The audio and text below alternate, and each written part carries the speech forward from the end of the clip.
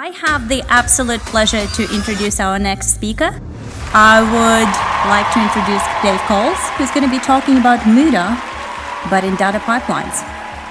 I'm David Colls. I'm currently head of data platform and products at MYOB, but a lot of the content of this talk is based on my time as leading the data and AI practice for ThoughtWorks Australia, where I've worked for many years and met lovely people such as Olga and Andy, whom was also speaking on the theme of sewage today. So I've also recently written a book called Effective Machine Learning Teams. It covers some of this same content, but from a different perspective. You might find that interesting as well. But today I'm going to talk about pipelines and data pipelines, but we'll start by talking about real-world pipelines. On the screen I've got a picture of the Golden Pipeline in Western Australia that connects the sea to Kalgoorlie, delivers water over 500 kilometres into the desert. It's been around for about 100 years. It'll probably be around for about 100 years more. Water takes a few days to get from one end to the other. And you know, this is maybe a model of a pipeline that people have in their heads when they think about data pipelines. But on scouring the internet for genuine Creative Commons licensed images, no generative AI images in this presentation, except for one later. I also found Banzai Pipeline, a wave off Hawaii, and I thought, you know, this more fluid, dynamic metaphor is also really very relevant to data pipelines. Often in business, an opportunity comes up, and we need to act quickly to seize it and make the most of it. And we're facing a constantly changing business environment and a constantly changing technology environment. So data pipelines, moving data from one place to another in an organisation, can often be a lot more fluid and dynamic than our sort of traditional infrastructure, built infrastructure pipelines. It also gives another picture of waste. And in this case, you know, I'm thinking about the tragedy of plastic waste in our oceans. This is waste that comes from many different sources. It also appears in many places, unexpected places as well. For a lot of its life, it's invisible below the surface. And so these are all characteristics of waste that we see in complex data systems as well. And those complex data systems, I'm going to simplify a bit for the purposes of the talk today. We're talking about a modern organisation and a modern data capability within that organisation that we might describe as an analytic data factory. On one side of the factory, we have producers who are different product teams within the business, for argument's sake. They might be generating things like telemetry or customer prospects, a range of different source data that represents the changing state of the world. Within the factory, we source that data, we transform that data, and this could be something as simple as an aggregation or a count of data, or it could be something as complex as training a generative AI system. At the end of the day, we have a data product, still within the sort of analytical space, but that's ready for consumption by a range of consumers within the business. So these might be product analysts trying to figure out who's using the product, or indeed they might be product features powered by ML or AI solutions. And so this is what we might think of as a single pipeline. And you know, that clean picture is complicated, of course, in any organisation of any complexity by people issues, by process issues, by legacy, by communication, by all sorts of other issues. And it's also replicated over and over again. There's multiple consumers, multiple producers of data within an organisation. And every day we run this pipeline, but also every day these pipelines, we build and we rebuild and evolve these pipelines to respond to changing business situations. There's one more element on the theme of today, I think, that I've left off this slide for now, but there's also now we're dealing with AI at every stage of these pipelines as well. So as I said, you know, consumers might be within our organisation might be those teams building customer-facing AI or ML features in their products. But we might also be using AI transformations in our pipeline. So most data platforms now support LLMs in queries or transformations of data. We might also be dealing with generated data on the input side. And so, while I'm not here to solve the problems of the internet today, we see this cycle playing out with AI-generated slop in a number of forums that you might interact with online. Well, hopefully we can do better at solving this problem within our own organisations than maybe the internet as a whole. So as I said, every day we run the factory. We're running that analytic data factory. Instead of we're producing stuff, it's bits, not atoms, but we're producing stuff that's useful for consumers. And as I said, every day we're also building and rebuilding that factory. Teams working on data pipelines, on connecting producers with consumers in the organisation. They're writing software code and they're building and delivering changes to the factory that's running every day. And so today I'm going to take these two perspectives on waste in data production. I'm going to take the run and the build perspective. And when we look at a model of waste for both, we're going to start with the model proposed by Taiichi Ohno, the so-called father of the Toyota production system, which identifies 7 major causes of waste in manufacturing and is a key tenet of lean practices, which are used in most factories in some form around the world.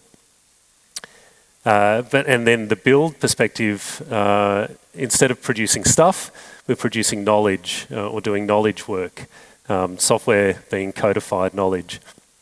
And this is thanks to Mary and Tom Poppendijk in their book Lean Software Development, who mapped these 7 wastes of producing stuff into 7 wastes of producing knowledge back in 2003. So we'll look at both of those perspectives as we go. And why should we care about this waste in data systems? And how do lean models of waste help? Well, they help identify waste that we didn't know about originally. They help us spot that plastic while it's unseen in the ocean. They also help us define and articulate the impact of waste you do know about. I mean, things might be visible in one place, but we might not appreciate that plastic on the beach is being eaten by seabirds and displacing otherwise nutritious food that they would eat. So we can start to articulate the impact of those wastes. We can understand from a lean perspective why solutions might work. A number of these things might already be in place. And it can also help us build allies within our organisations. I've given this talk to audiences from delivery management and lean practitioners to data engineers as well, and to a range of technologists today. So it's a great way to build allies across different functions in your organisation. It's also a great way to ensure that before your AI dumpster catches fire, you've eliminated as much of the contents from it as possible. So we've heard a couple of times today in different talks about the risks of data management in AI solutions. That's going to be a key motivator going forward for eliminating waste from data systems. So let's now dive into those 7 wastes of data production. Here's a picture of a car holding lot in COVID times. And you can see it's full of vehicles that haven't yet been delivered to consumers. This is what Lean calls the waste of overproduction. It's either making things that consumers don't need, or it's making too many of the things that they need. And so this is the first waste we look at. And if we take our simple model of the data pipeline, this is what it looks like. We've got a bunch of products that aren't making their way to consumers. And what that looks like in the run mode, of course, is these data products, dashboards, reports, models, any other useful data that isn't actually being used by consumers. Maybe once they ask for it, maybe they used it once and decided it wasn't useful, but we're still producing it. Every time as well, we take the effort to build those things. We're also, that aren't ultimately used, we're also generating waste. And what's the impact of that waste? it could be, studies show, without a focus on customer centricity and is anyone actually going to use this, that up to 50% of features in software could be rarely or never used. And so this is maybe not the case across the board, but it's a useful yardstick to consider. Without a real focus on our customers going to use our data product, there's a high likelihood that it could be waste. So that's overproduction.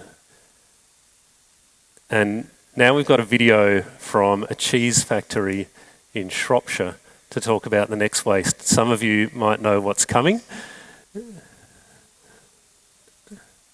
You can see from a tiny nudge of one overloaded shelf of cheese from a forklift, it set off a cascading failure that eventually takes out a good proportion of the warehouse, damaging all of that inventory, all of that stock.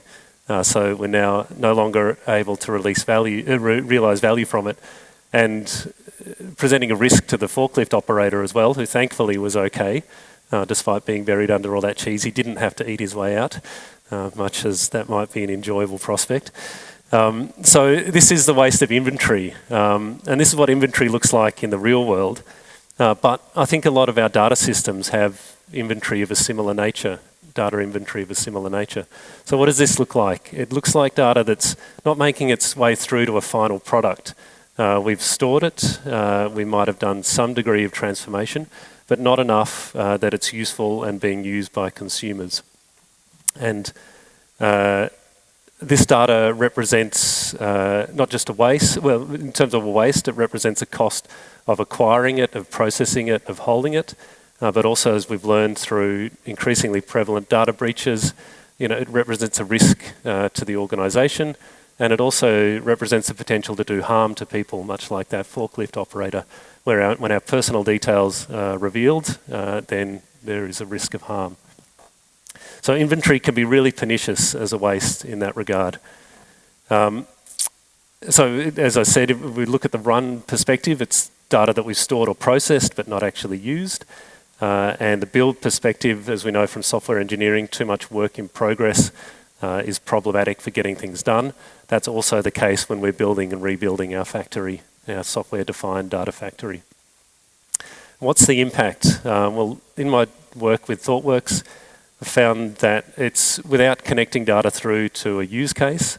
We've seen organisations that have effectively acquired an unbounded amount of data infrastructure. They measure the success of inventory, They measure the success of data programs through the volume of data they've collected, not through the connection to customer use cases.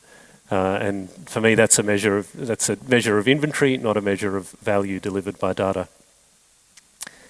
And of course, MYOB, where I work at the moment, mission being to help Australian small businesses and New Zealand small businesses start, survive and succeed. Accounting is a big part of what they offer, and accounting has an even longer heritage than Lean, going back to 8th century Persia, of recognising inventory as something that needs to be dealt with as a special case.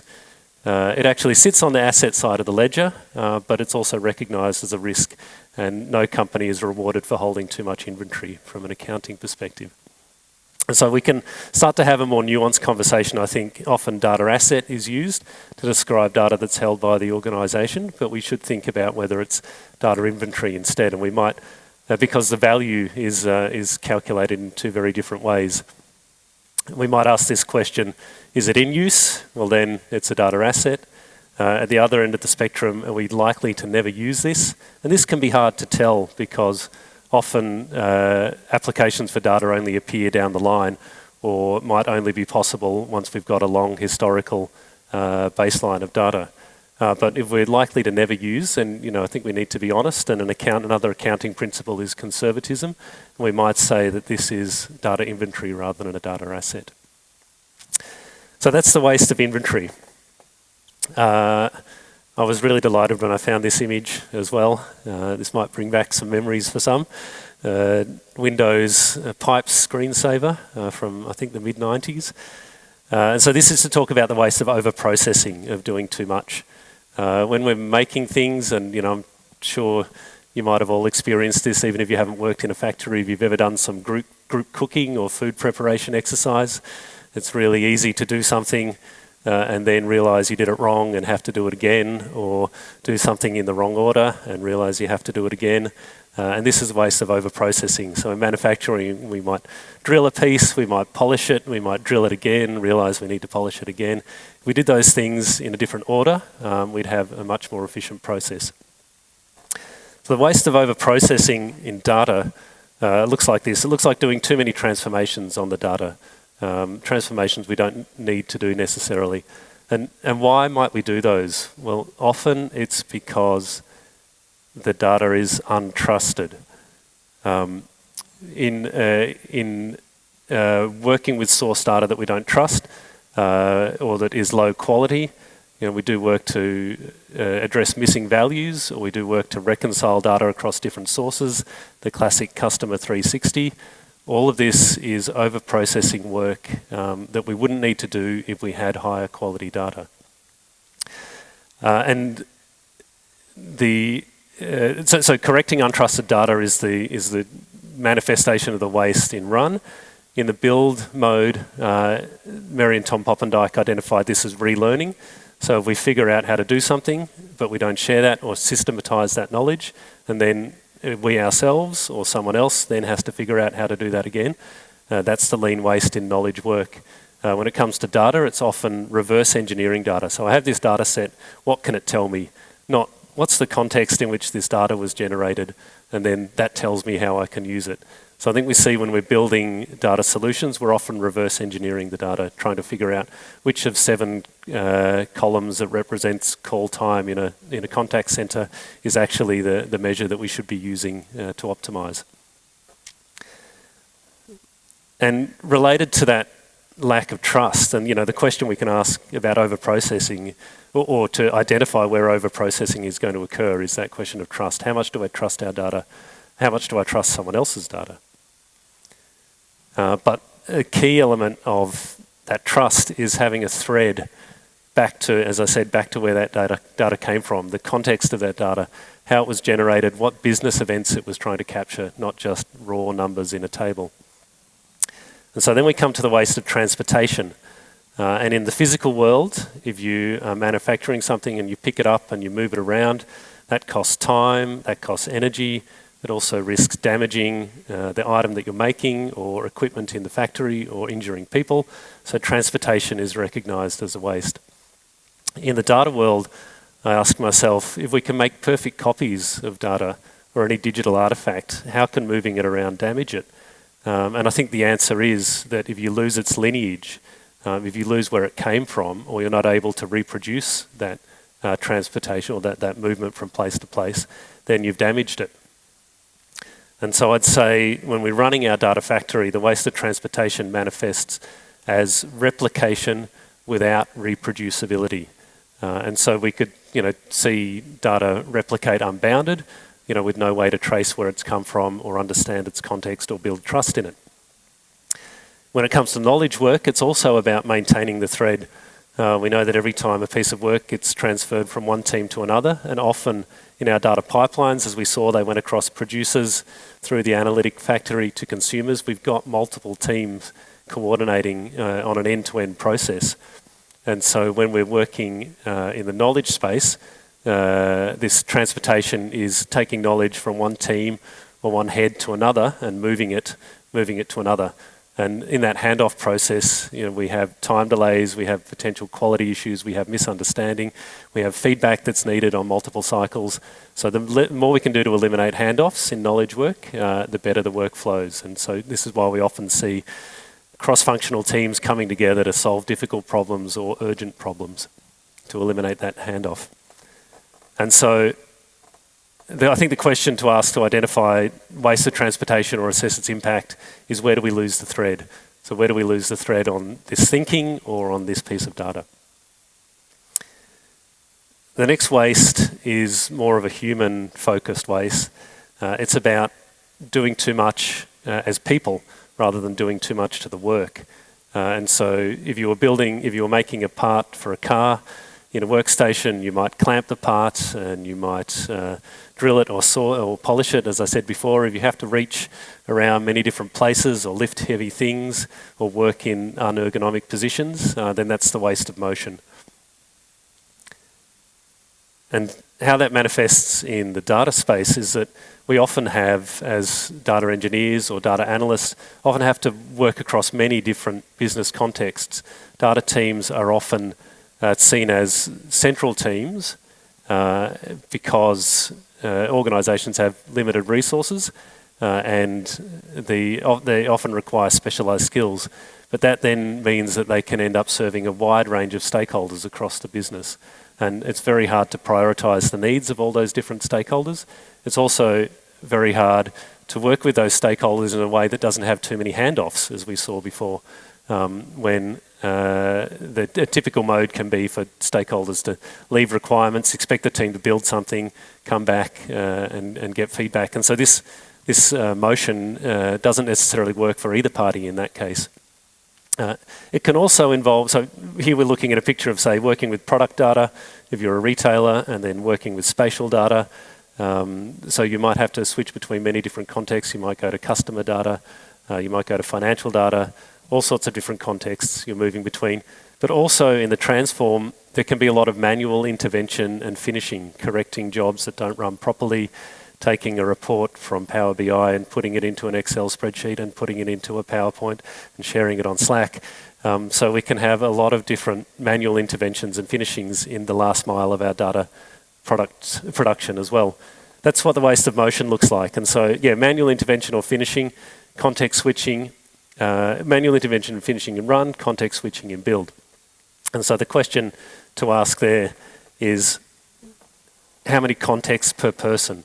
And Andy talked before about cognitive load in data engineering in engineering teams. This context is a big driver of cognitive load. Concept from team topologies, which I think is really relevant to fast flow of work in organisations, and I'll probably reference that a bit later as well. So we're 5 wastes down, 2 to go. Thanks for sticking with me. You have been, well, I might make a pun that you've been waiting for this one. So Lean recognised waiting as a waste. In a factory, you might be waiting for an upstream process to complete, or you might be waiting for a downstream process to be ready to accept your work. The more that happens, the more waste exists in the factory. And it's problematic. Waiting's problematic because that slack time on machines is then seen as inefficient, or on workstations is seen as inefficient, and there's a pressure to put more work into those workstations, which, as we saw earlier, builds up our inventory, which is another form of waste, and then it can exacerbate the problem of waiting upstream and downstream. So waiting can be a big waste. And we can see waiting at each stage of data pipelines. While we don't need real time for everything, we can find that every batch process in a data pipeline can quickly add up to a long elapsed time from producers to consumers, especially with more legacy solutions. It can very quickly go from a couple of daily jobs, it can very quickly be a week, and if there's a failure, it might be 2 weeks. It might be not unrealistic that we have to wait 2 weeks for a piece of data to work its way through the system. So we can find waiting building up through the pipeline, and we can also find waiting. So this manifests as delayed action on business events. We might not want to take immediate action on every business event, but we have an ideal time frame we want to take action on. If our data is not meeting that time frame, then there's a waste of waiting there. And also, when we're working between teams, delays can occur due to handoffs and feedback. And how big is that issue? We talked about collaborating across multiple teams. In some research that I had the chance to do, we found that the difference between a piece of work being completed within one team and if it relied on one other team to get done, it would take 12 times as long every time a piece of work went outside the team. And that was the only thing changing. Big pieces of work, little pieces of work on system A or on system B, everything else was fairly constant. If the work went outside of the team, it took 12 times as long. So that's a huge waste in building responsive data pipelines, responding to those changes in technology or business events. And finally, we get to defects, and maybe you came in thinking that defects were the kind of main cause of waste. They're certainly problematic in that every defect consumes capacity that we could be doing the right thing, as well as taking time to remediate. And I think it's important to note that the lean perspective says defects can come in at any point in the process, not doing what the customer needs. And I like this picture because it's a perfectly executed defective requirement. The fact that you can't charge the mouse, you can't use the mouse while it's charging. Otherwise, beautiful piece of hardware. Defects can occur at any point in the process, in sourcing the data, even in capturing the data. And the sooner we catch them and the sooner we rectify them, the better, because the more they cost and the longer they take to resolve, the further they go. So when we're running, we can have defects in our data, as it can occur at any stage. Maybe in a query we're trying to select every month, but we've used a lowercase m instead of an uppercase m, and we're selecting based on minute instead. So that's not going to produce the result that we want. And of course, when we build, we introduce defects into the code. But we can also see that there's, these two are not completely separable either. Maybe maybe we're over-processing earlier data defects that were introduced by defective code. The two kind of come together in terms of producing a data product. And so, the impact of this is every defect we can eliminate, that creates more than more capacity than that defect consumed. So it's a big lever to improve what we get done, improve productivity and reduce waste. So to kind of recap, we've gone through 7 wastes. And to maybe make it a little bit simpler, so you've only got 3 things to remember, we could talk about doing too much. Overproduction and inventory is doing too much, and we can ask what we can not do instead. Overprocessing, transportation and motion are making life too hard for ourselves. Instead of, we can ask, how do we make life easier? How do we eliminate the complexity and avoid making it too hard? And then I've put waiting and defects together as too slow. We'd like to, the faster we can respond to a changing world, the better. And it also helps us avoid making things too hard and doing too much. And both waiting and defects contribute to delayed time to realising value. So those are, I've looked at each of those wastes, given you 3 simple rules, and I've looked at the impact in isolation. I've talked a little bit about how these things interact as well, but I thought it would be good to have a picture of that too. So if we look at, if we start by making too much stuff, that means that we're doing too much of everything, even when it's hard. And if we have those poor processes in place, we're much more likely to have waiting occur. We're much more likely to introduce defects. And as I said, when we have those issues that we're not working on the most important thing, we're obviously not getting that value out to customers sooner and getting valuable feedback signals. But we're also suffering from lack of utilisation, which is driving us to pick up more work or push more data through the system, which is increasing the inventory that we hold. That inventory, if we have to put it aside or if we have to manage it, causes us to wait more on getting new things done. It also increases the chance of defects.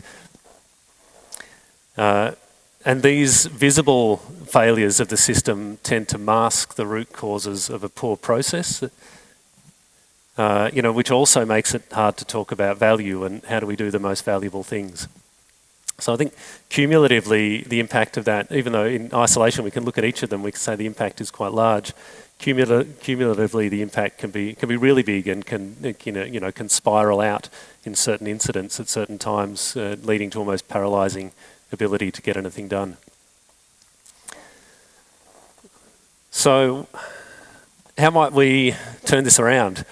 I did really want to focus a lot today on identifying those wastes and introducing a language for identifying those wastes, because I think that's the starting point. And the principle of lean is people closest to the work know how to understand it and should be involved in resolving waste and improving productivity. But we can show how sort of fundamental lean thinking helps us address these wastes in data production. So we've got our waste, and with a slight reorganisation to put inventory on the bottom, instead of having those cumulative effects compounding, instead we can start by defining value. So being really clear on what we're going to build, who's going to use it, what it's going to be used for.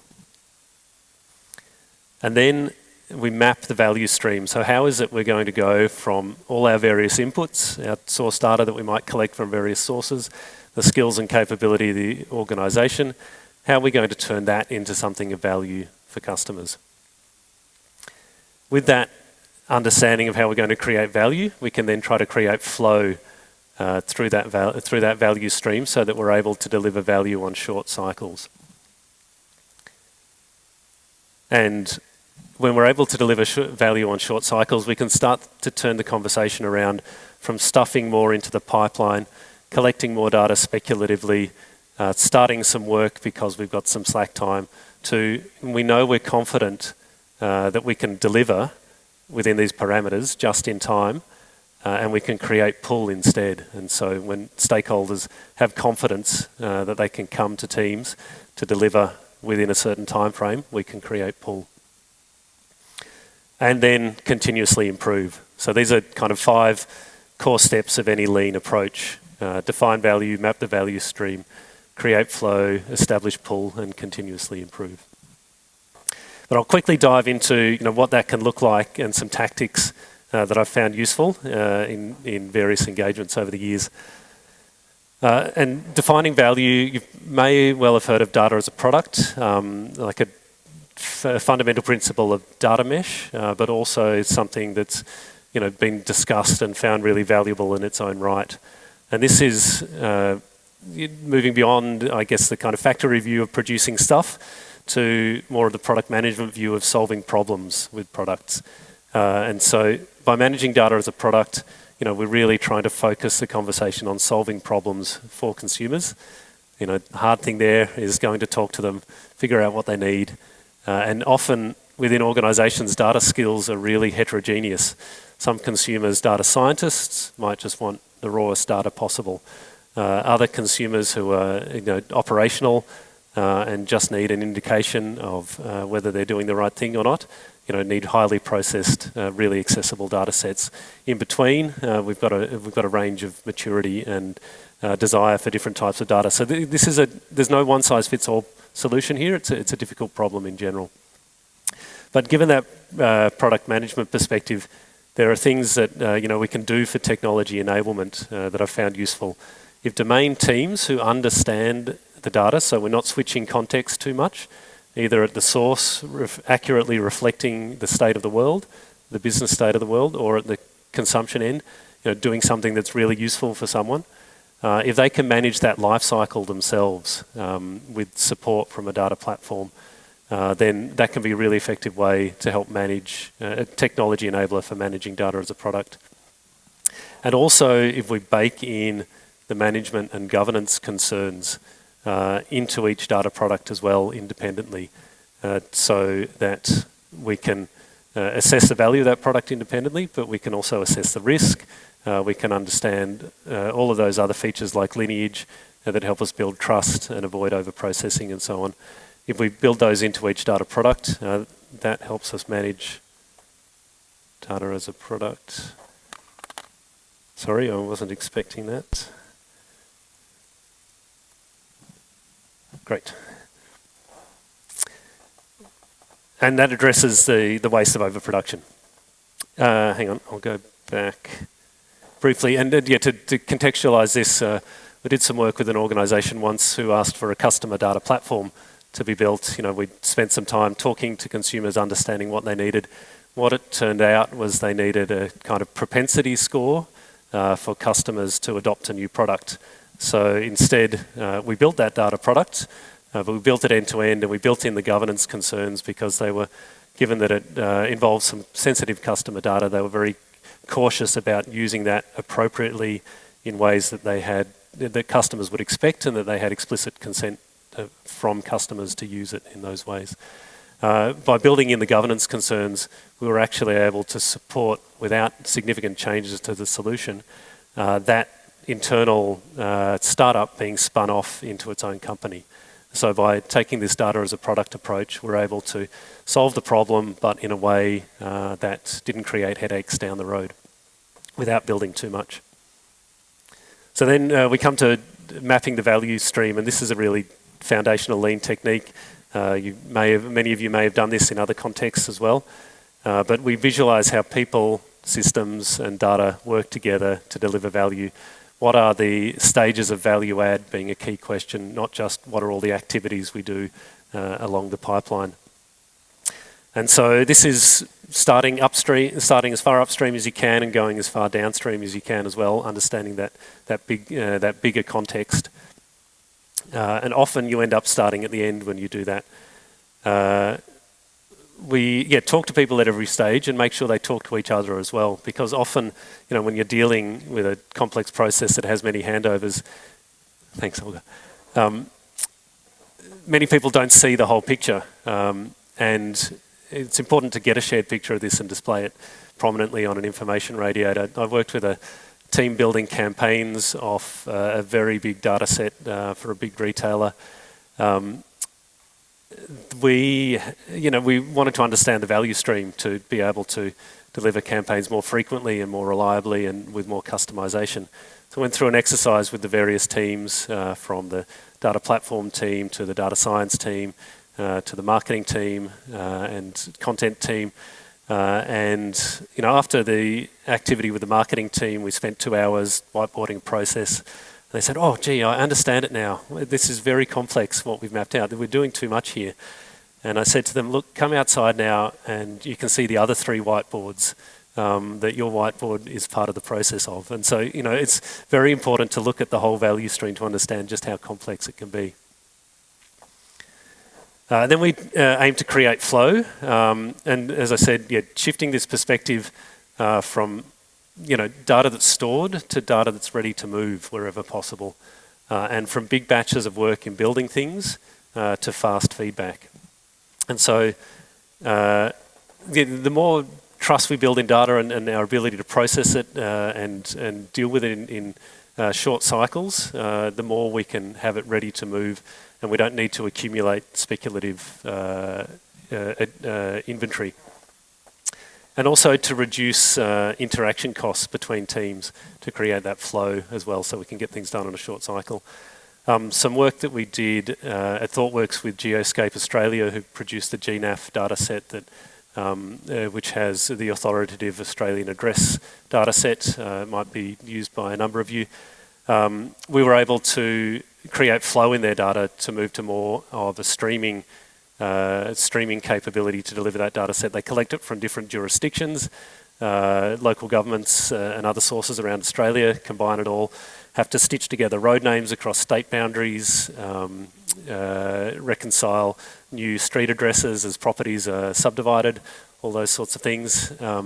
That used to take 3 months and be a really manual process, and at month 2.5 they'd find all the issues in the source data that they had from their suppliers. By turning this into a real-time pipeline, we were able to turn that around to about 15 minutes so that they could detect issues in the source data within about 15 minutes, and while the suppliers, they were still in the process of uploading it, they could get immediate feedback and rectify it and close that cycle really quickly. I also worked with one of these internal data teams at another client that was dealing with a dozen different stakeholders. They would, as I said, take a piece of work with them, go away and work on it for 2 weeks, come back, find there were issues with it. Instead, what we did was we required that the stakeholders worked intensively with the team for 2 days, and we found they could get twice as much done in that model because the stakeholders committed time to collaborative work. They got something useful, and then the team could move on to the next thing.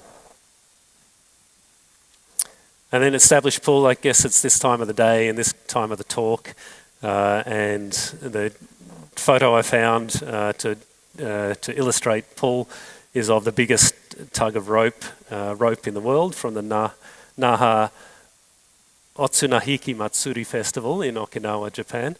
And I thought that a haiku might be appropriate in this case to illustrate established pulls. So work and data flows predictably, SLOs, just in time she knows. So meditate on that when it comes to establishing pull. And again, establishing pull, it's also very relevant for that central team who was dealing with many stakeholders. They established that they were able to get answers in a short cycle. And so instead of stakeholders asking them to do what they thought would take 2 weeks to finish and loading them up with big batches, they were able to come to them with smaller questions or wait and determine whether it was really an urgent question they needed answered. And then continuously improve. So, think that very small incremental changes are going to add up exponentially over time. And the classic plan, it's a plan a change, do the change, study the impact of the change, and then act on this process itself. What do we need to do the next cycle of plan, do, and study better? And so this can help us address all of those wastes. As I said today, there's 7 wastes from 2 perspectives, 5 lean techniques to address. There was a lot of material in there already. I wanted to focus on what do these wastes look like in data production, but there's a lot more lean material that you could get your teeth into if you found this interesting.